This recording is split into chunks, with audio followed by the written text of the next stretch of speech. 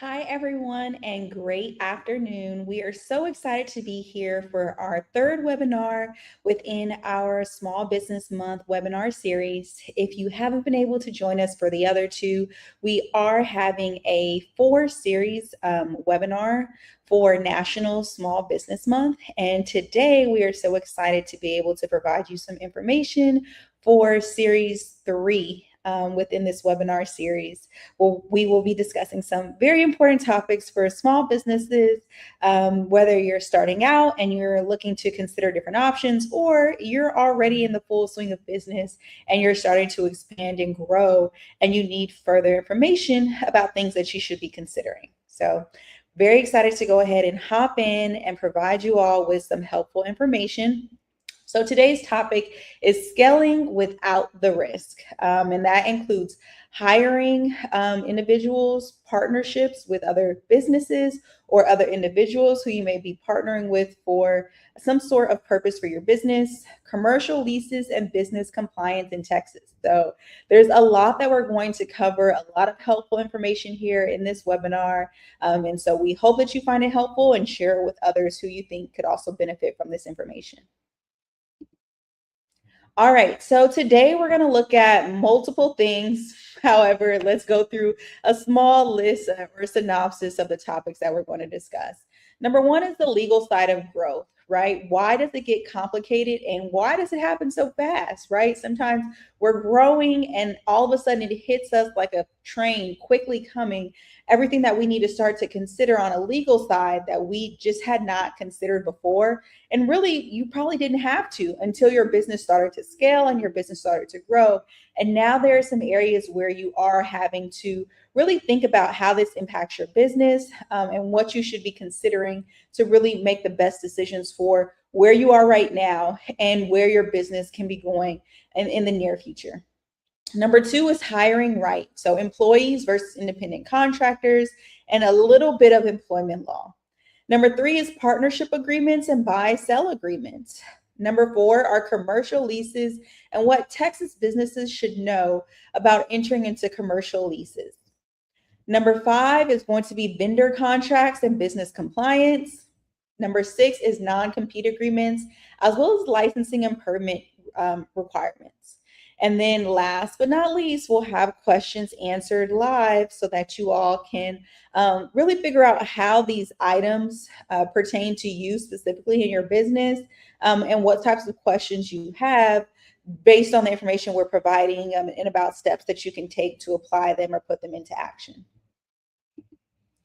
All right, hiring right, employees versus independent contractors.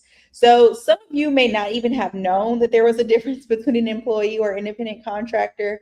And so this is super helpful so that you can really make the right decision when you are hiring individuals for the stage in business that you're at, right? What makes the most sense for your business based on where you are now? And another important thing is that you don't have to choose, right? You can absolutely use both. You can have some people that work for you that are employees, some that are independent contractors, some that start as independent contractors and you later transfer into an employee, or some people who you initially hire as employees. You say, you know what, maybe we need you less than expected, and you are going to turn their position into an independent contractor position. So there's no one size fits all. There's no this or that. You can actually have both of them working in tandem together. And it's all about open communication with your specific worker and figuring out what makes sense for your business. One wrong classification can trigger back taxes, penalties, and lawsuits. And that's exactly what we want to avoid. All right, so employee versus independent contractor. Misclassifying an employee as a contractor is one of the most common and costly legal mistakes Texas businesses make.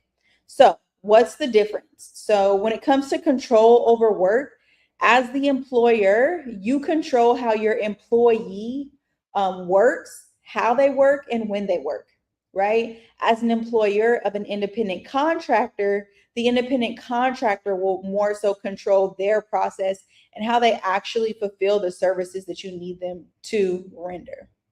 When it comes to tools and equipment, For an employee, you provide those. So if that's an employee, someone who works in a business building, you'll be responsible for supplying a computer for them. If they need to render any services that mean that they have to use a computer, they're not responsible for having their own computer. You are responsible for that.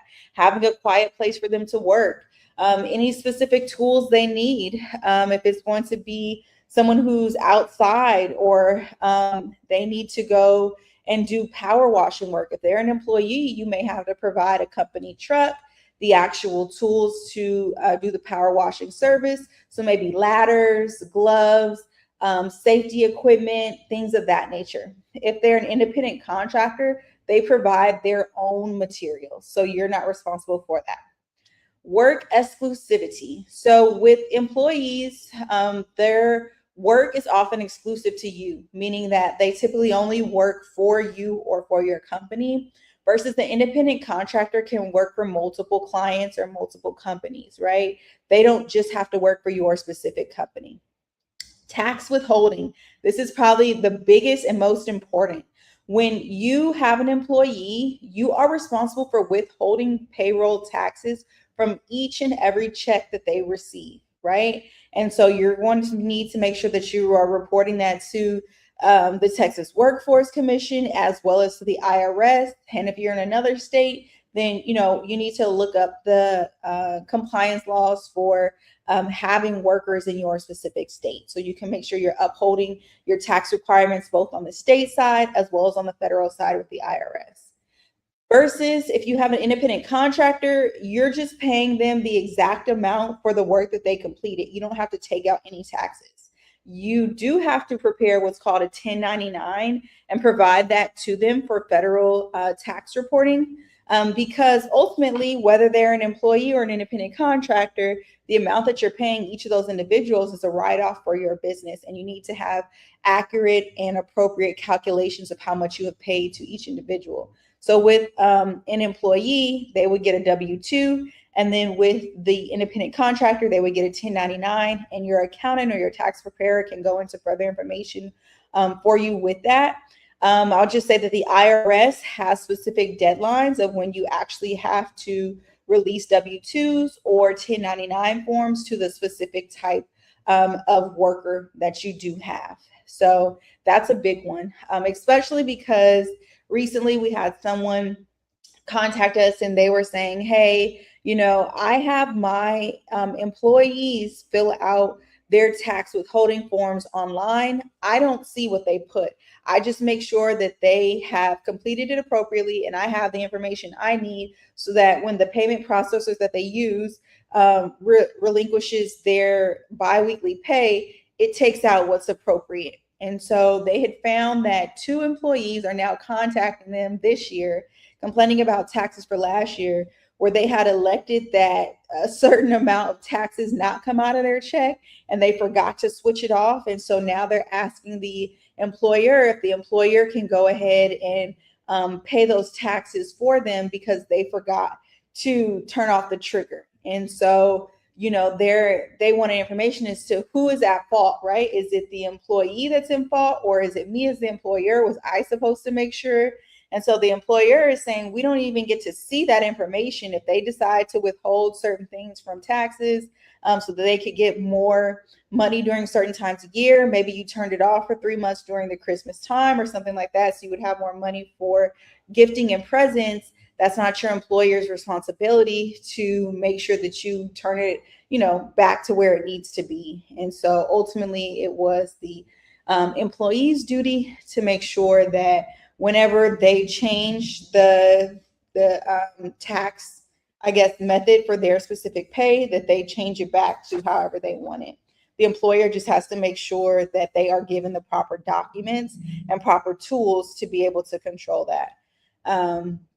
So that's a big thing. But I strongly encourage you to have an accountant or a tax preparer on your team, to someone who's going over books and someone who can accurately look at the employee withholdings and independent contractor pay throughout the year, so that there's any sort of matter that could possibly trigger other issues down the line, that they can catch it early enough, right?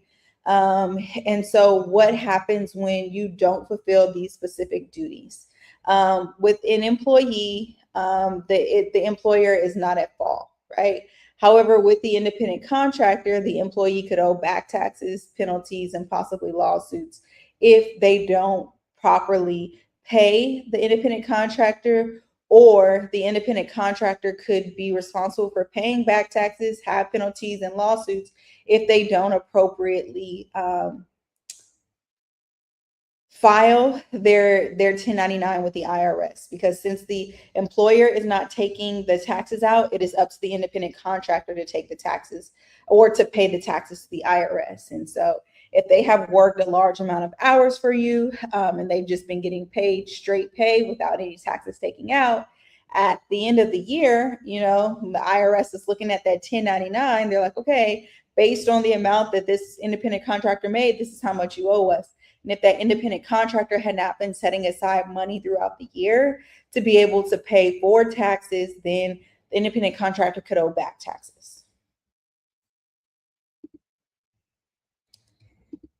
Okay, hiring compliance checklist for Texas employers. So this is a quick checklist that as an employer or as a business owner, you can start to review and make sure that the actions that you're taking within your business are in alignment with the appropriate laws. So number one, offer letter and employment agreement. So you definitely want to have some sort of agreement in writing that can define the role of the individual, what compensation will be.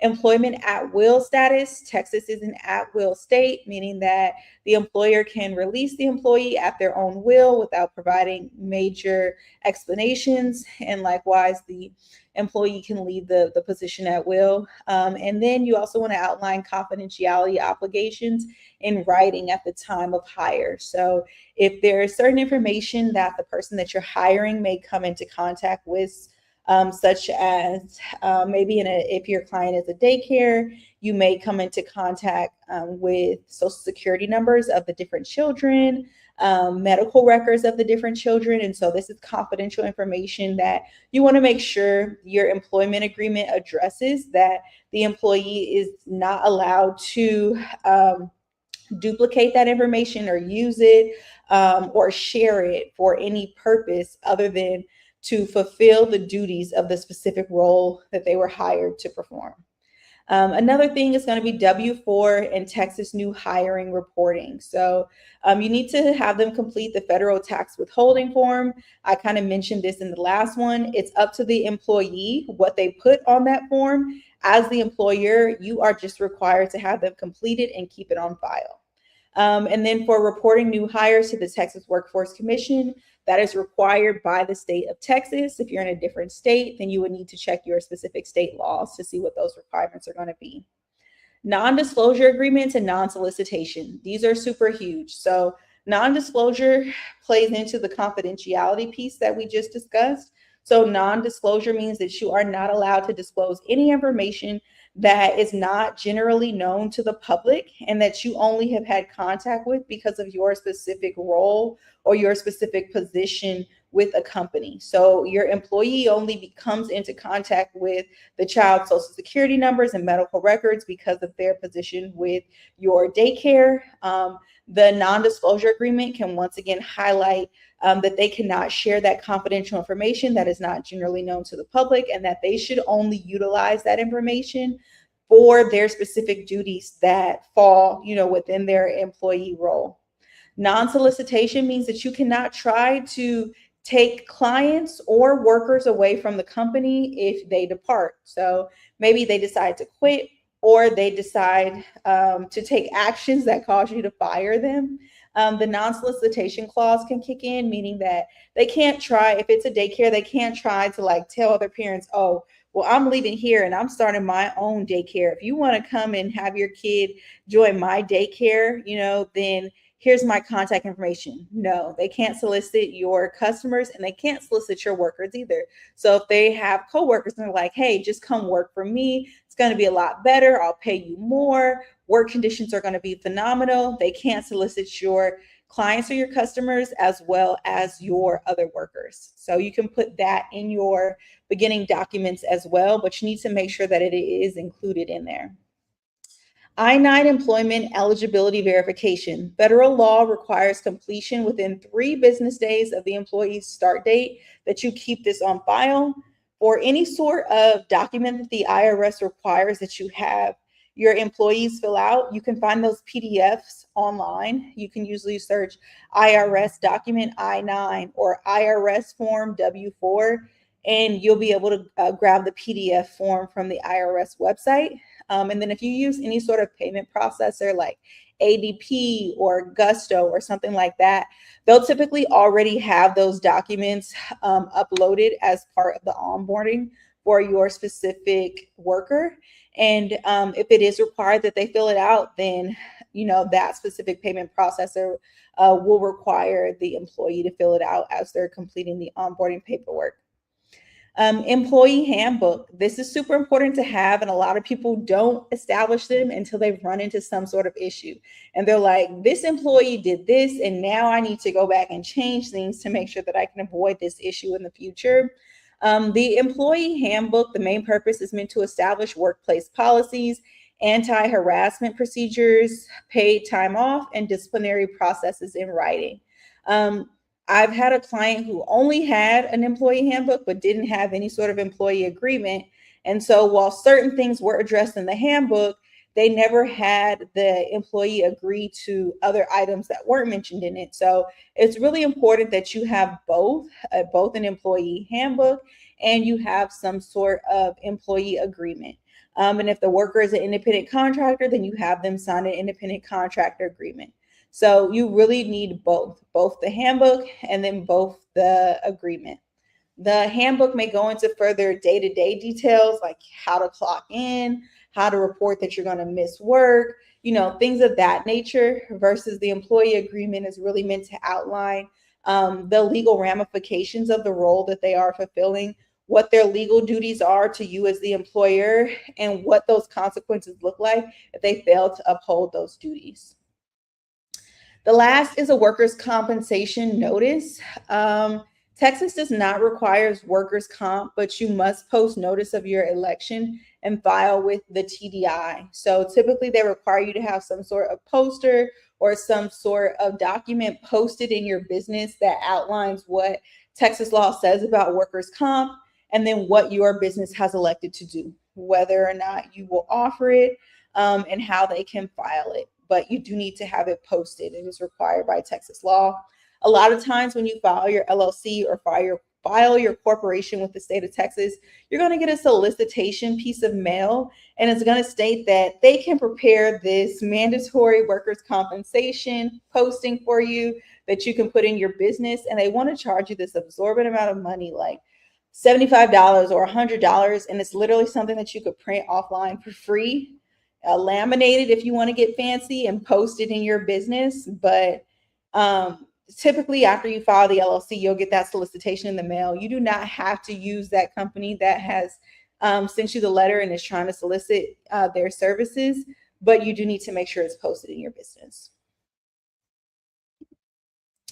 All right, partnership agreements and buy-sell agreements, the documents that keep business relationships and friendships intact. And we really like friendships because sometimes people think that when they're entering into some sort of partnership or joint venture agreement or business transaction with a friend, that they can trust them. And that means that they don't need to have anything in writing. And that is wrong. We've had clients who have had fallouts with business partners that are actually their own family members, people who may be their friend for years and years, maybe even decades at that. And now they're having a fallout over a business matter. So the best thing to do is always have it in writing. No handshake deals. Always, always, always have your agreements in writing. Okay, so what should your partnership agreement address? Number one, capital contributions. I think this is highly overlooked, but very important when you are starting the business and making the capital contributions, or when you are bringing on a business partner to an already established entity, and they are making a capital contribution. So it should outline who puts in what, whether it was cash, property, intellectual property, or sweat equity, and how it affects ownership percentages. Maybe you have one business partner that's going to be super hands-on in the day-to-day activity of the business and actually making sure that the business is operating, while you have another partner who's going to make property and cash capital contributions to the entity, and they have voting powers, but they're more hands off. They're more behind the scenes, but they will be able to benefit from the business financially based on their percentage of ownership in the business. So capital contributions are something that you really do want to outline in the instance that there is any sort of dissolution of the business, any sort of dispute within the business partners, and they go to separate ways. It is extremely important to be able to note what those capital contributions are and have it in writing. Decision-making authority. Who has the authority to bind the company, approve major purchases, or enter contracts, right? Is it all of the partners? Is it just some? And I was on a console earlier and I was explaining to the individual the difference between Schedule A managing members of a business versus Schedule B managing members, whereas Schedule A typically have voting powers, Schedule B do not have voting powers, simply because you are a partner in a business or are considered to be some sort of member of the business does not mean that you actually have voting powers or decision-making authority. And so that needs to be outlined in the agreement. Number 3, profit and loss allocation. How are profits distributed and losses allocated when distributions can be made, right? Are you going to receive profit payouts to be distributed to the partners bi-weekly, monthly, quarterly, annually? You can outline that in the agreement. Responsibilities, right? So who is in charge of what? What kind of duties must the specific partner uphold and produce or fulfill for the business itself? Exit and transfer restrictions. So right of first refusal provisions that prevent ownership from transferring to outsiders. The right of first refusal would give the other business partners or business partner the option to purchase the shares of the business partner that's leaving before it's transferred to any sort of outside party. Death, disability, and divorce. What happens when either of those occurs to one of the partners or members of the business? So what triggers a buyout and at what valuation? Don't leave this to chance or the courts. Have strict guidelines on what happens in these specific type of instances. Non-compete between partners, restrictions on partners starting competing businesses during and after the relationship. Maybe it's an important part, to you that one business partner cannot create a competing business, or maybe you both have, separate businesses in the same industry. And so it's not a big deal that you would have a competing business. It's completely up to you. Dispute resolution, mandatory mediation, arbitration, or deadlock breaking mechanisms to avoid litigation.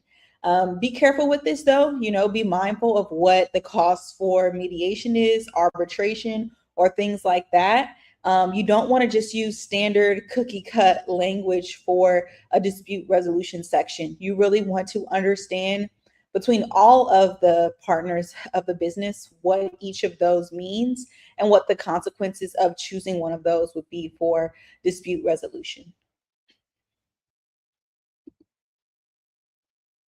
All right, buy-sell agreements, your business will.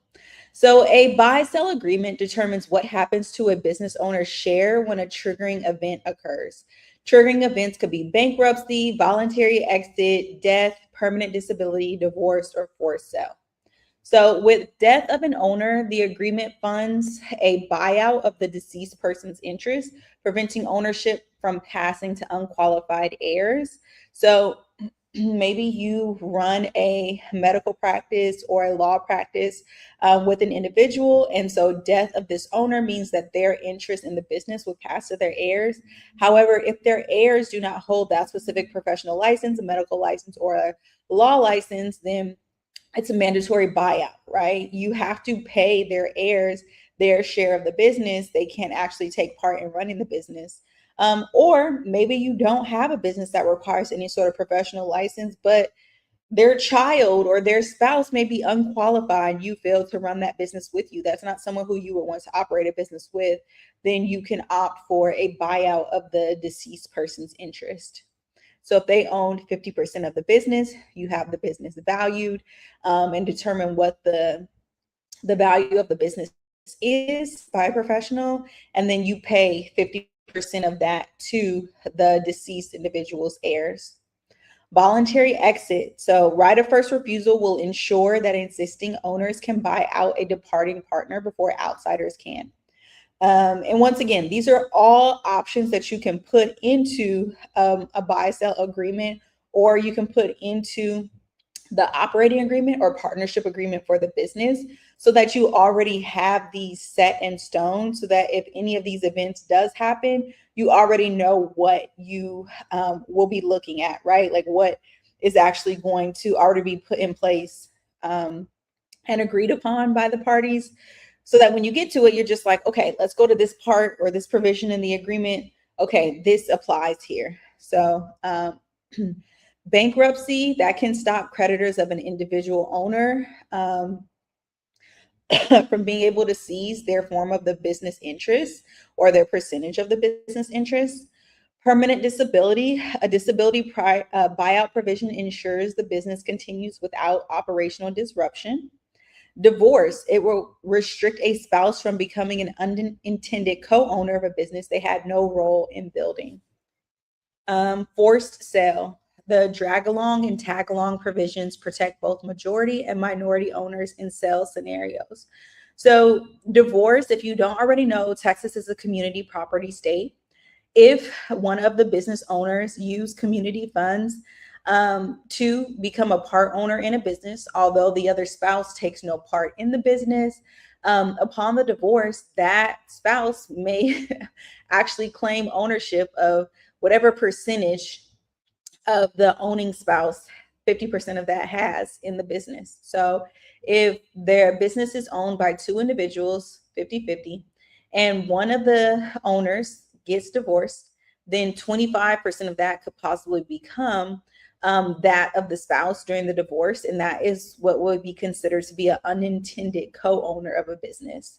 And so you can outline what happens in that aspect. Maybe if a divorce happens and the spouse does get awarded 25%, then maybe it's automatic buyout, so that you're not actually having to be forced to conduct business with that individual. But it is completely up to you and your business partners. And just make sure that you get it in writing, so that when one of those events does occur, you already know what the operation is. Commercial leases, what Texas businesses must know. Never, ever sign a commercial lease without a lawyer reviewing it first. Unfortunately, a lot of people that come to us are trying to get out of a commercial lease with the least amount of consequences as possible, but they never had the lease reviewed by an attorney before entering it. And had they had an attorney review the commercial lease before they entered it, the attorney would have advocated for certain provisions to be in place to be more helpful to the client when or if they ever wanted to terminate the agreement or exit the agreement. So the most dangerous clauses in a commercial lease are personal guarantee. Landlords routinely require owners of a business to personally guarantee the lease, meaning your home and assets are on the hook if the business fails. You want to try as much as possible not to sign a commercial lease where you have to serve as the personal guarantor, because the whole point of having the LLC or the corporation is to be able to separate the business debts and obligations from that of you as an individual. And when you serve as the personal guarantor, you're putting yourself on the hook for the debts and obligations of the business pertaining to the commercial lease. So as much as possible, you want to try to refrain from that. CAM charges, common area maintenance fees, can dramatically increase your monthly costs beyond the base rent and are often uncapped, meaning that each year, as they continue to renovate the building, that the landlord can say, okay, yes, it was this amount when you first signed, but we're going to move that up $600 per month for the common area maintenance fee for the next 6 months. Then you may get another letter 6 months later. Yep, we're moving it up an additional $1,000. And so you want to look out for common area maintenance fees. Rent escalation clauses. Annual rent increases are often buried in the lease, and so negotiate caps before you sign, meaning that it can't move above a certain level. Some states already have certain caps, at least mainly pertaining to residential leases, that the landlord can't move the rent above, let's say, 20% each year, right? So you can't move it more than 20% from the previous year to the next year. However, when it comes to commercial leases, the law tends to be more lenient with rent escalation clauses. And so you really want to understand if you can negotiate a cap on any sort of rent escalation before you sign. You know, if you're agreeing to a 5-year term, then the rent cannot escalate within that 5 years, right? It needs to stay set in stone at the amount initially agreed upon. Assignment and subletting. Restrictive clauses can prevent you from subletting if you need to downsize or selling your business at all. So you want to understand, does the agreement state, or the commercial lease state, that you can assign as long as you have written confirmation or written approval from the landlord? Or does it say that you are not allowed to assign your rights or your obligations under the lease at all? You want to understand what exactly your lease says and if you can sublet. The other thing is that most commercial leases will require the landlord's approval if you do decide to sublet, while some may not require any pre-approval. However, the duty may still go back to you as the main party that entered into the commercial lease, or the LLC or corporation that entered into the commercial lease. As to if the subletter stops paying, then you'll still be on the hook as the main person who's still on the commercial lease. Use clause restrictions. So what can you use the business for? Overly narrow use clauses can prohibit you from pivoting your business model without landlord approval. Maybe you initially entered into the commercial lease for the building to be used as a medical clinic, and now you want to use the business as a daycare. Are there any sort of restrictions that outline what you can or cannot use the commercial property for? Exclusivity provisions. Negotiate exclusivity to prevent the landlord from leasing to a direct competitor in the same complex. Is there a cap on how many law firms can rent out office spaces, or medical clinics can rent out office spaces in the same building? Tenant improvement allowances. You can negotiate improvement allowances upfront and document exactly who owns the improvements when the lease ends. This is a big one. A lot of people nowadays will need to make improvements to the office space or do build outs before they actually move in. And so you can negotiate any sort of allowances. Sometimes the lease will say, for any sort of improvements, you'll have a $5,000 allowance if you sign the 5-year lease. And then maybe you can negotiate that amount higher if you decide to sign on longer or something of that nature. Vendor contracts, non-competes, and compliance. The legal infrastructure that keeps your growing business protected.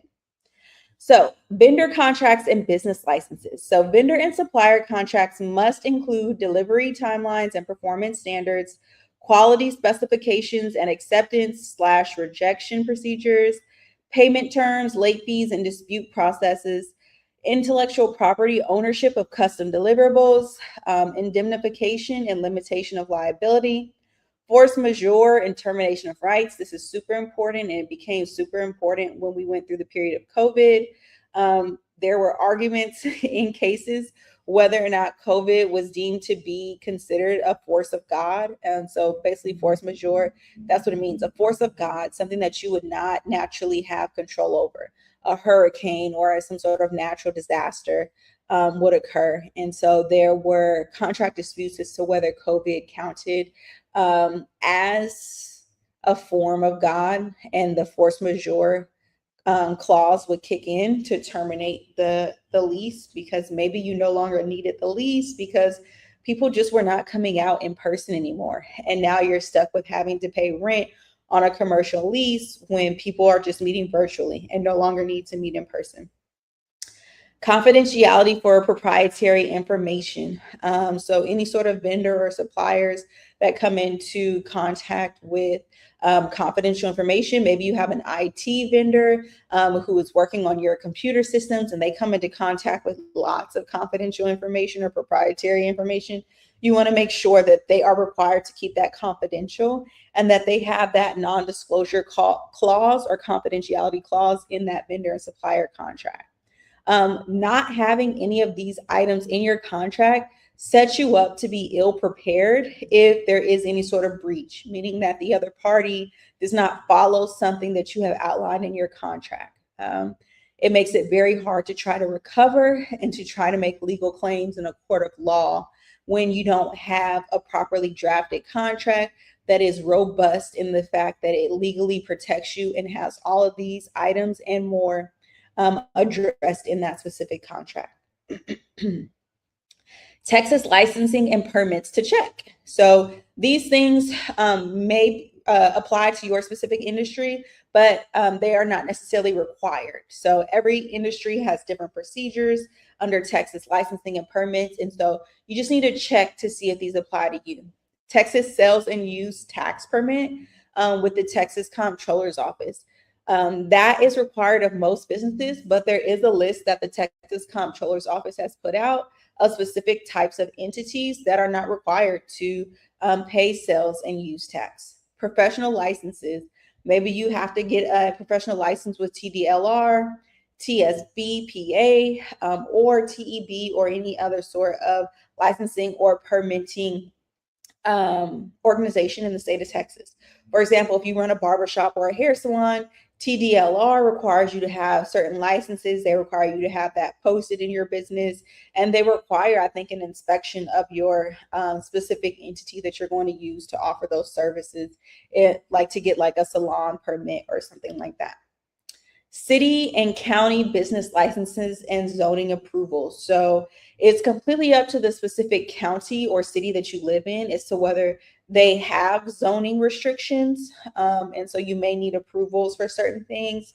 I think that at some point there was a city ordinance in the city of Houston that went into place that said that residential family homes could not be used for commercial purposes if like the deed was put in place after a certain year. And so you have to check to see if the deed of that specific commercial property was put in place before that went into effect. Make sure that you can actually operate a commercial business out of that residential property, if that's the case.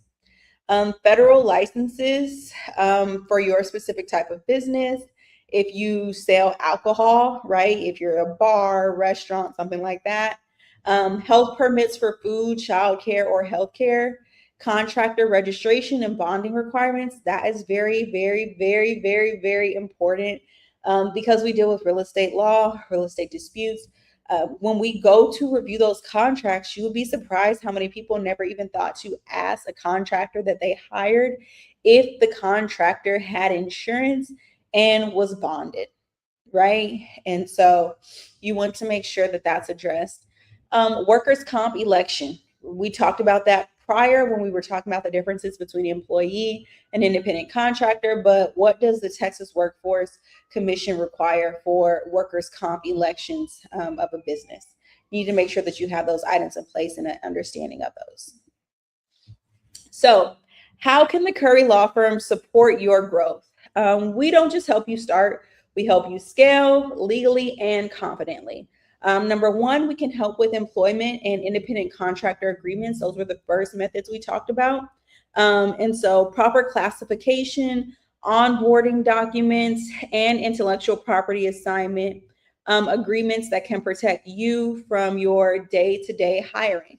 We actually have a dispute now where someone hired someone as an independent contractor, And they never actually had the independent contractor sign the agreement. It was presented to the independent contractor. Independent contractor never signed it. However, they continued to operate under the independent contractor agreement.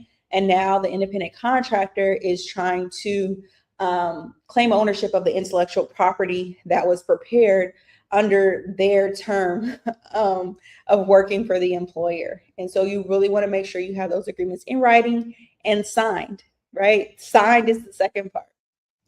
Buy-sell agreement drafting. These can be customized for buyout triggers, for valuation matters, and for funding structures for Texas business owners. Vendor and supplier contract drafting. That was the last we talked about, right? And so making sure that all of those items that we discussed are and more are outlined in your contract. Once again, these are the vendor and supplier contracts to the left. What we suggest that they include, and we include more, but we can definitely help with drafting those contracts. Partnership and operating agreements. So an operating agreement is used when you have an LLC. Partnership agreement is used when you have a partnership. And there are some instances where you may have an operating agreement and a joint venture agreement, or an operating agreement and a partnership agreement. And so really these documents are meant to outline the management structure of the business, who holds what roles and what positions, who has what specific percentages of ownership, who has voting power, what the capital contributions are, some of those buyout clauses that we talked about, and so forth. Commercial lease review and negotiation. This is a big item that we do handle as a law firm that handles real estate matters. We review the lease. We can provide an outline to you about the important obligations that you would uphold if you were to sign the lease. We can redline those leases to make sure that we are requesting language or requesting removal of language that may not be in your best interest. And then we can also negotiate things on your behalf.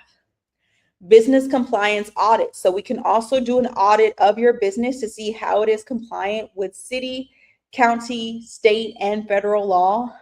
We'll also go through in that audit what kind of contracts you have in place and make sure that they adequately are protecting your business. So if there are any questions, you can go ahead and start to post them now.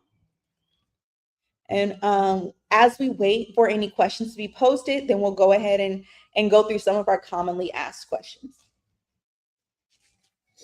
Number one, should I hire employees or use contractors for my business model? That is not a one size fits all question. It absolutely can vary. The answer to that can vary based on your business finances, based on your business model. And so, for example, if you're starting up, maybe you don't have consistent work to give someone like you would need for an employee who's required to work maybe 20 hours a week.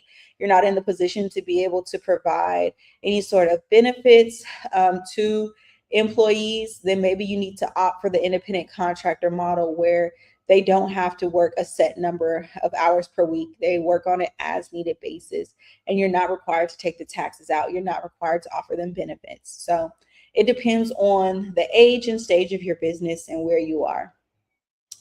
What should a partnership agreement include for my specific situation? So when we talked about the main components of a partnership agreement, you really want to outline important things like capital contributions, whether that's going to be cash, property, sweat equity, intellectual property. You want to outline what the capital contribution is. Second, what are the percentages of ownership, right, that each partner is going to hold? Number two, authority to bind, number three, but authority to bind the entity to contracts or make legally binding decisions on behalf of the entity. Other matters that should be included in a partnership agreement are any sort of buyout clauses, as well as dispute resolution clauses. So those are all important items. And then you can go back to the slide that we talked about previously when it went to partnership agreements for more items that are going to be important to consider. What are the red flags I should look for in my commercial lease? So we went through that as well, but some of the most important are going to be the term of your lease. So how long the lease is going to last. Is the rent going to stay the same or is it going to increase?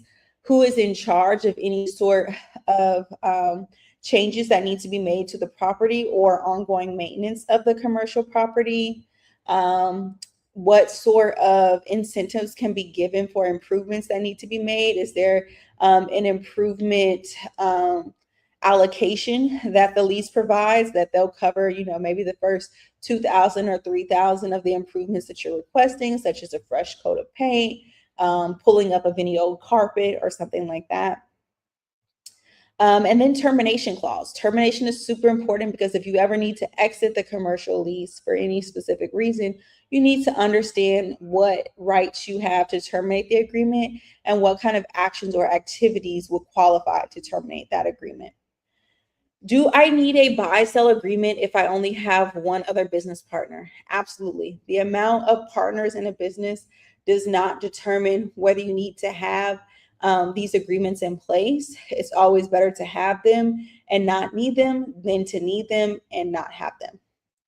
And what licenses or permits does my Texas business need? So that varies depending on your specific business and your specific industry, but you can always research that and see, what is actually required for your specific industry. I don't see any questions right now in the chat.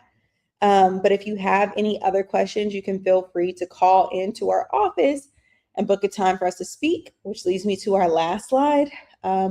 Overall, what we want you to understand is that growth without legal protection is just an expensive risk, right? We can help Texas business owners scale confidently with the right agreements, the right structure, and the right legal team. So you can schedule a free consult by calling in our office and speaking with our intake coordinator. And that call is free of charge with her.